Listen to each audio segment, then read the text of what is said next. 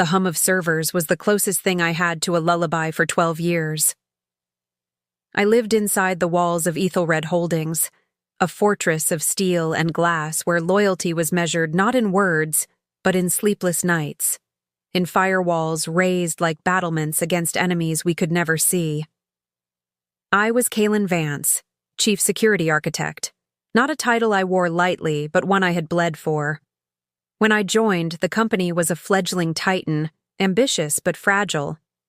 Competitors circled like sharks, regulators probed like hawks. A single breach could have buried us before we'd grown roots. And so, I built. The first firewall wasn't just code, it was a declaration. Thousands of lines of my own syntax, written in the early hours of winter mornings, when the office was a mausoleum and my breath fogged against the glass. Every keystroke was insurance, every compiled string a bulwark against disaster. My colleagues slept. I didn't. They celebrated quarterly profits. I celebrated the silence of alarms that never rang. They toasted in boardrooms with vintage champagne. I nursed bitter coffee in a basement room thick with humming servers. Yet slowly, a strange kind of respect crystallized. Executives who once dismissed me as a reclusive coder began to understand. I wasn't just running security. I was security. The recognition grew. Invitations to board briefings. A raised eyebrow from the CFO when my models saved them from a multi-million-dollar fraud attempt. A pat on the back from the CEO when my team intercepted a coordinated phishing scheme aimed at our Asian markets. Small gestures, but enough to tell me that my sacrifices mattered. At home, things were different. My wife's birthday came and went while I was tracing anomalies in our European servers. My daughter's recital was a flickering live stream on my second monitor while I patched vulnerabilities. Each missed moment I justified the same way. I am building something permanent. One day they will see. And in those days, the company seemed to share my faith. They gave me resources, staff, latitude, engineers who looked at me with a kind of reverence. I became a quiet legend within the ranks, a ghost in the system, the man who made Aethelred untouchable. But trust, once given, is not eternal. It decays if not nurtured. And though I could not see it then, hairline cracks had already begun to form in the marble walls of loyalty. Because for all my vigilance, I had overlooked one vulnerability I could never patch: the human heart. Damien Croft arrived not with the quiet patience of a builder, but with the thunder of a man who believed walls already belonged to him. He was the CEO's nephew, fresh from an MBA program that smelled more of networking dinners than real labor. His shoes shone brighter than his competence, and his smile carried the confidence of someone who had never been told no. From the first day, I saw the way he looked at me. Not with respect, with suspicion. He wasn't interested in firewalls or redundancies. He was interested in optics. Aethelred wasn't, in his mind, a fortress. It was a stage, and he wanted the spotlight. Meetings changed. Where I once briefed the board with charts of attempted breaches and neutralized threats, Damien turned discussions into theater. He mocked paranoid protocols, called multi-factor authentication clunky, and openly questioned whether my team's budget was bloated. He spoke in the language of cost-cutting and efficiency, blind to the truth. In cybersecurity, efficiency kills. At first, I dismissed him as noise. Young men with loud voices often burn out quickly. But his voice carried weight, not because of merit, but because of bloodlines. He was the CEO's heir apparent, and nepotism has a way of bending even steel spines. The first clash came quietly. He proposed eliminating the deputy architect role, claiming redundancy was wasteful. I argued it was essential. 2 signatures meant no single point of failure, no lone key to the kingdom. He smirked and leaned back in his chair. "Why pay for 2 locks?" he said, "when one will do." The board chuckled at his charm. The motion passed. I swallowed my protest, but inside, a fissure opened. Outside the boardroom, whispers began. Engineers noticed their suggestions were ignored when Damien was present. My team, once confident, now carried themselves with hesitation, like musicians playing under a new conductor who couldn't read music.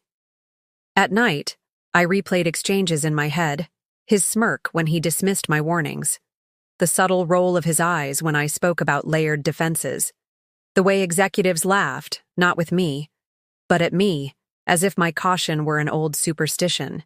And yet, I kept building. Keystroke by keystroke, I layered protections, even as the man poised to inherit the company stripped them away in the name of speed. There is a unique pain in seeing the foundation you poured yourself into repurposed as a stepping stone for someone else's ego. I had given Aethelred my nights, my family, my youth. And now, I watched as Damien, with his polished grin, began quietly chiseling my name off the cornerstone. It was not betrayal yet, but it was its shadow, stretching long and inevitable across my path. The war room smelled of burnt coffee and panic. Screens glowed in harsh blues and reds, graphs dipping like heart monitors flatlining in real time. Malicious code was tearing at our outer systems like wolves at a gate. My team's voices filled my headset, Singapore shouting updates, Frankfurt screaming about compromised nodes, New York demanding direction. My hands were steady, though my heart thudded like a drum against my ribs. This was what 12 years had prepared me for. Every sleepless night, every protocol, every contingency. This was the moment they existed for. I was holding the line. Then, through the static and alarms, another voice cut in, smooth, detached, infuriatingly calm. Enough.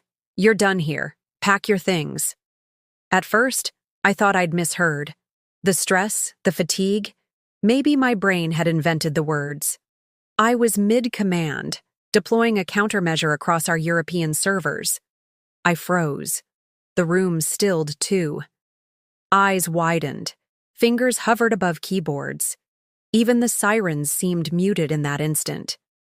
Damien Croft stood at the center of it all, his custom suit flawless, his nephew lounging smugly at his side. His voice carried the tone of authority, but not the weight of understanding. I said you're finished, Vance. Obsolete. That word. Obsolete. It didn't just strike me. It hollowed me. Years of service, shredded and labeled as relic. In front of my team, the very people I had trained, the very fortress I had built. Sir, one of the analysts began, his voice shaking. Damien silenced him with a gesture. Cut his access, now. The sting wasn't only in the dismissal. It was in the way the world erased me in real time.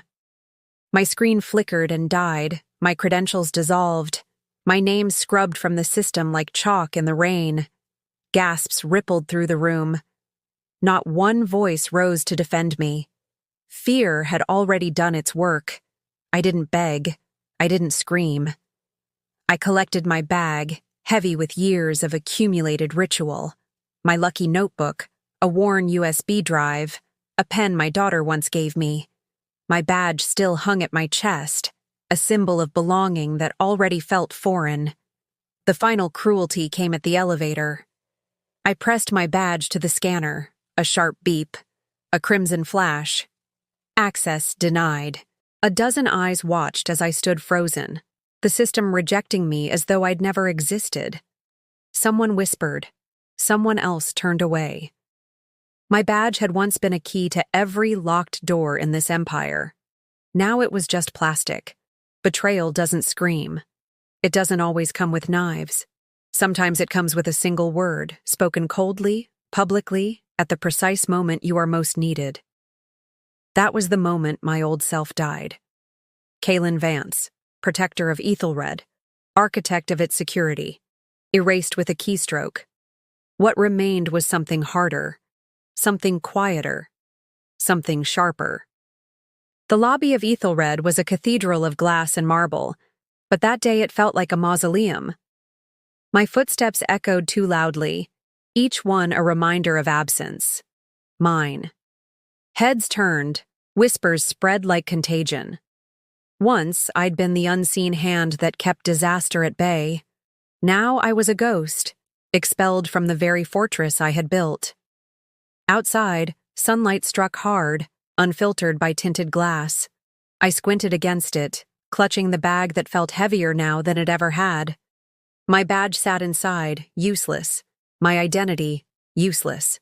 I walked without direction. The city's rhythm was alien, a world I hadn't inhabited in years. Cafes spilling with laughter, office workers clutching takeout, children tugging at parents' hands. Life. Ordinary, fragile, absurdly distant from the war I had just lost. At a bench near the river, I finally sat. My body was still, but inside, the betrayal kept replaying. Damien's voice. Obsolete. The word burned like acid. It wasn't just an insult. It was erasure. I opened my bag, fingers brushing the pen my daughter had given me, the notebook where I'd drafted first designs for what became the deep lock. Relics, like me. Grief came first. The years I'd given them, my daughter's recitals missed, my wife's quiet sighs when I said, "Just one more hour at the office." All those sacrifices, currency I had spent freely for loyalty, I thought unshakable. Loyalty that crumbled the moment arrogance lifted its voice. Then came rage. It was quieter than I expected, almost clinical. Not the flaring rage of a wounded ego, but the cold rage of recognition. Recognition that I had been discarded not because I was unneeded, but because Damien feared what I represented. Truth, competence, authority earned rather than inherited. I replayed the moment my screen went black. My code, my fortress, my life's work, all still there, still defending, but no longer mine to touch. Yet I knew something Damien didn't. The architecture of Aethelred's defenses wasn't his. It wasn't even theirs. It was mine.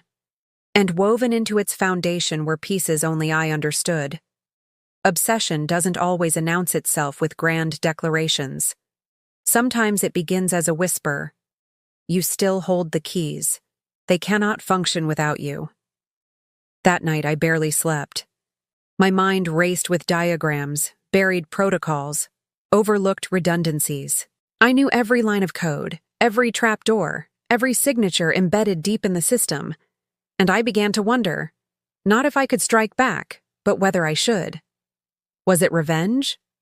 Or was it justice? The line blurred in the shadows of my thoughts. The river flowed on, uncaring. Lights from Aethelred's tower shimmered in the distance, a monument I had built but no longer belonged to. And in that distance I saw not just betrayal. I saw opportunity. Obsession sharpens the mind. Sleep fled, but clarity took its place. For days, maybe weeks, I lost count. I existed in a state between exhaustion and exhilaration. My body ran on stale coffee and the bitter metallic taste of rage, but my thoughts were crisp, precise. I began by pulling out the old notebooks, stacks of them, pages filled with neat handwriting and diagrams, the kind of analog record no server purge could erase. My wife used to tease me for being paranoid, scribbling down schematics as if paper were safer than encrypted drives. But those pages had outlived my badge, my credentials, my so-called relevance. I spread them across my apartment floor like a cartographer mapping a forgotten kingdom. The deep lock, the shadow firewalls, the biometric triggers, systems woven so deep into Aethelred's veins that even Damien didn't know they existed. I hadn't designed them for revenge. I'd designed them for survival. Fail-safes meant to protect the company when arrogance inevitably tried to cut corners. Now, those same safeguards had become the teeth of a trap. Each night, I tested my memories against the notes. Could the lock be bypassed? No. Could it be overridden by brute force? Not without triggering self-destruct routines. Could it be tricked by someone imitating me? No. The key was my biometric signature, wrapped in a digital sequence only I could generate. Still, I checked, double-checked, triple-checked. The paranoia that once kept enemies out now ensured my plan had no cracks. I also watched. News feeds filled with rumors of the attack Aethelred was weathering. Investors restless. Markets twitching.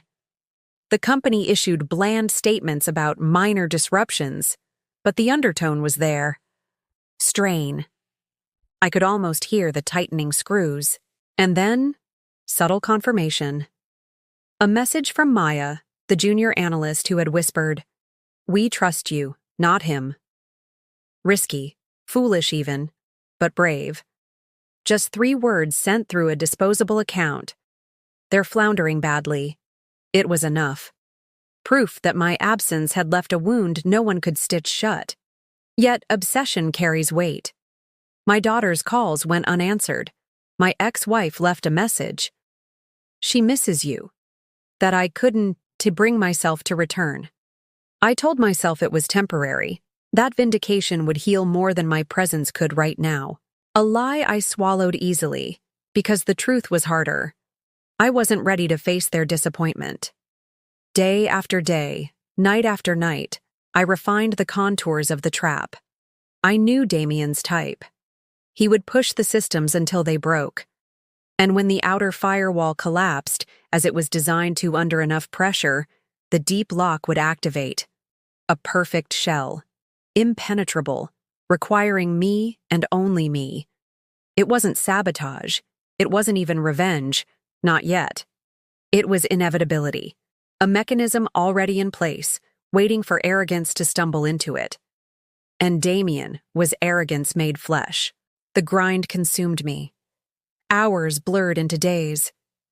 But when I finally set down my pen, diagrams neat and final, one truth crystallized with frightening clarity.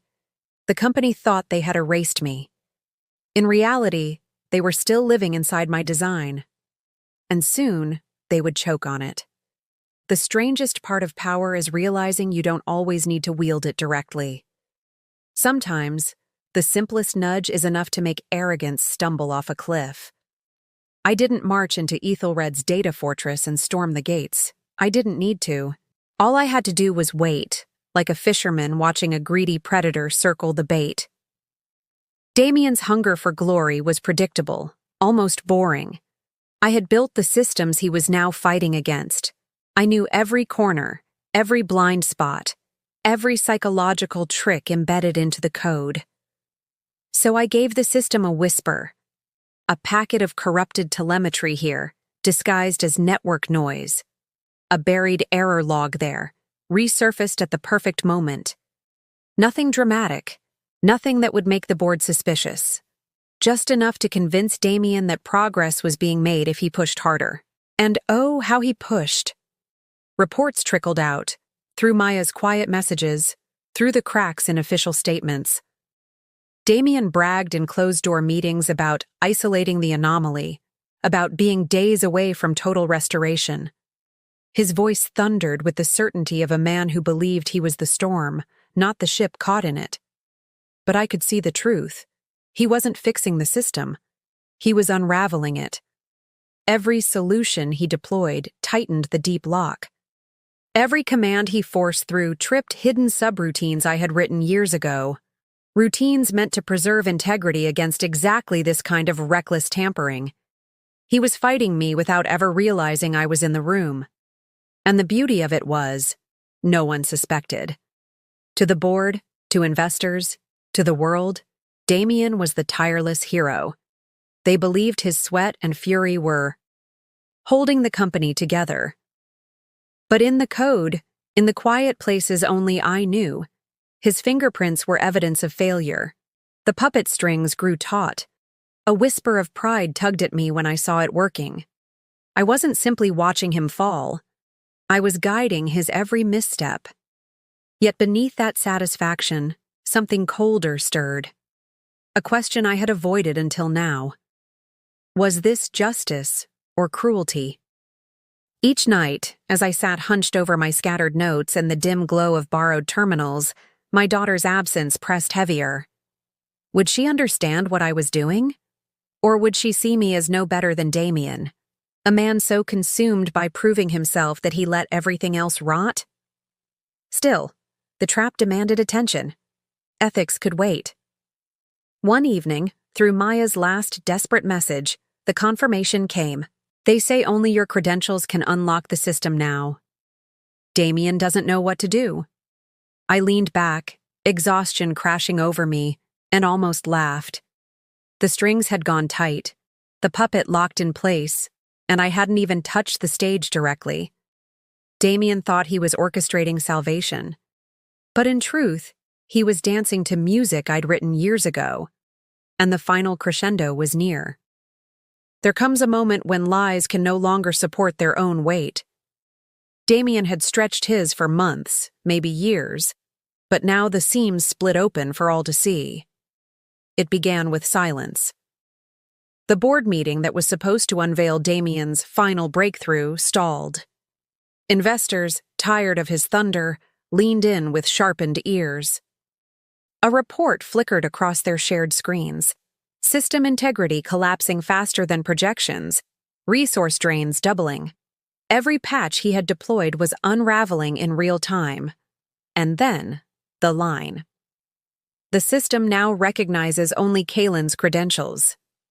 The words dropped like lead. The room turned on him. Faces once hungry for his victory now glared with suspicion. They asked the question aloud that Damien had feared most. Why does the company's survival still hinge on the man you cast aside? I wasn't in that room, but through Maya's trembling account I could see it play out. Damien's voice rose, cracked, then clawed at excuses. He blamed me, of course, called me a saboteur, a ghost in the wires. He even claimed I had engineered this collapse from exile. But desperation stinks. No one missed the irony. If I had so much power from the outside, what did that say about the fortress he'd boasted of building? The tide shifted. For the first time, whispers spread of reinstating me. My name, the one Damien had buried under disgrace, returned like a resurrected file thought permanently deleted. I could almost hear the venom in his throat as he spat it, forced to utter it in defense and thereby giving it life again. Maya's final message that night was short, but it pierced me. They want you back. They want you to fix what he broke.